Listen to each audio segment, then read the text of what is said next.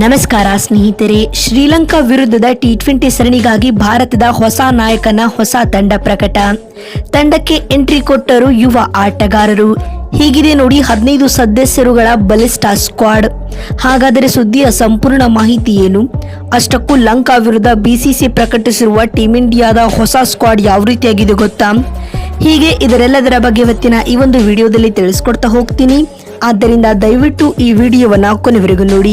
ಆದರೆ ಅದಕ್ಕಿಂತಲೂ ಮುನ್ನ ನೀವು ಕೂಡ ಟೀಮ್ ಇಂಡಿಯಾದ ಅಭಿಮಾನಿಗಳಾಗಿ ಈ ವಿಡಿಯೋವನ್ನ ನೋಡುತ್ತಿದ್ದರೆ ತಪ್ಪದೆ ಈ ಕೂಡಲೇ ಈ ವಿಡಿಯೋಗೊಂದು ಲೈಕ್ ಮಾಡಿ. ಹೌದು ಸ್ನೇಹಿತರೆ, ಜುಲೈ 27ರಿಂದ ಆರಂಭವಾಗಲಿರುವ ಭಾರತ ಮತ್ತು ಶ್ರೀಲಂಕಾ ನಡುವಿನ 3 ಪಂದ್ಯಗಳ ಟಿ20 ಸರಣಿಗಾಗಿ ಇದೀಗ ಬಿಸಿಸಿಐ 15 ಸದಸ್ಯರುಗಳ ಬಲಿಷ್ಠ ಸ್ಕ್ವಾಡ್ ಅನ್ನ ಪ್ರಕಟಿಸಿದೆ ಸ್ನೇಹಿತರೆ. ಮತ್ತು ಲಂಕಾ ವಿರುದ್ಧದ ಟಿ20 ಸರಣಿಯಲ್ಲಿ ಟೀಮ್ ಇಂಡಿಯಾವನ್ನ ಸೂರ್ಯಕುಮಾರ್ ಯಾದವ್ ನಾಯಕನಾಗಿ ಮುನ್ನಡೆಸಲಿದ್ದಾರೆ ಸ್ನೇಹಿತರೆ. ನೋಡಿದಂತೆ ವೈಸ್ ಕ್ಯಾಪ್ಟನ್ಸಿಯನ್ನ ಶುಭ್ಮನ್ ಗಿಲ್ ರವರಿಗೆ ನೀಡಲಾಗಿದೆ. ಮುಖ್ಯವಾಗಿ ಕ್ಯಾಪ್ಟನ್ ಪಟ್ಟವನ್ನ ಎದುರು ನೋಡುತ್ತಿದ್ದ ಹಾರ್ದಿಕ್ ಪಾಂಡ್ಯ ರವರಿಗೆ ಕನಿಷ್ಠ ಪಕ್ಷ ಉಪನಾಯಕನ ಪಟ್ಟವನ್ನ ಕೂಡ ನೀಡಲಾಗಿಲ್ಲ ಬಂಧುಗಳೇ. ಮತ್ತು ಇದಲ್ಲದೆ ಕಳೆದ ಜಿಂಬಾಬ್ವೆ ಪ್ರವಾಸದಲ್ಲಿಯೂ ಗಮನಾರ್ಹ ಪ್ರದರ್ಶನ ನೀಡಿದ ಋತುರಾಜ್ ಗಾಯಕ್ವಾಡ್ ಮತ್ತು ಅಭಿಷೇಕ್ ಶರ್ಮಾ ರವರಿಗೂ ಕೂಡ ಲಂಕಾ ವಿರುದ್ಧದ ಟಿ20 ಸರಣಿಗೆ ಆಯ್ಕೆ ಮಾಡಿಲ್ಲ. ಅದರಲ್ಲಿಯೂ ಅಭಿಷೇಕ್ ಶರ್ಮಾ ರವರಂತೂ ಜಿಂಬಾಬ್ವೆ ಪ್ರವಾಸದಲ್ಲಿ ಉತ್ತಮವಾದ ಪ್ರದರ್ಶನವನ್ನು ತೋರಿದರು ಮತ್ತು ಗಾಯಕ್ವಾಡ್ ಕೂಡ ಅದ್ಭುತ ಆಟವನ್ನ ಆಡಿದರು ಬಂಧುಗಳೇ. ಆದರೆ ಇದೀಗ ಇವರಿಬ್ಬರಿಗೂ ಕೂಡ ತಂಡದಲ್ಲಿ ಅವಕಾಶ ನೀಡಿಲ್ಲ.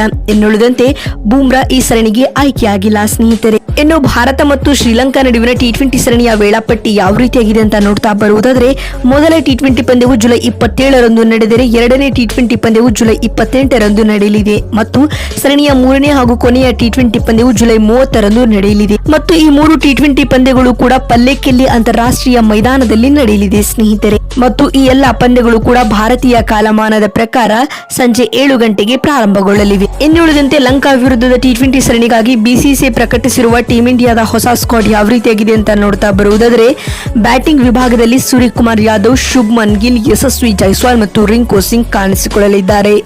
ಇಲ್ಲಿ ಸೂರ್ಯ ಕ್ಯಾಪ್ಟನ್ ಆಗಿ ಗುರುತಿಸಿಕೊಂಡರೆ ಗಿಲ್ ವೈಸ್ ಕ್ಯಾಪ್ಟನ್ ಆಗಿ ಕಾಣಿಸಿಕೊಂಡಿದ್ದಾರೆ. ಮತ್ತು ವಿಕೆಟ್ ಕೀಪರ್ಗಳ ವಿಭಾಗದಲ್ಲಿ ರಿಷಬ್ ಪಂತ್ ಮತ್ತು ಸಂಜು ಸ್ಯಾಮ್ಸನ್ ಅವರಿಗೆ ಅವಕಾಶ ಕಲ್ಪಿಸಲಾಗಿದೆ.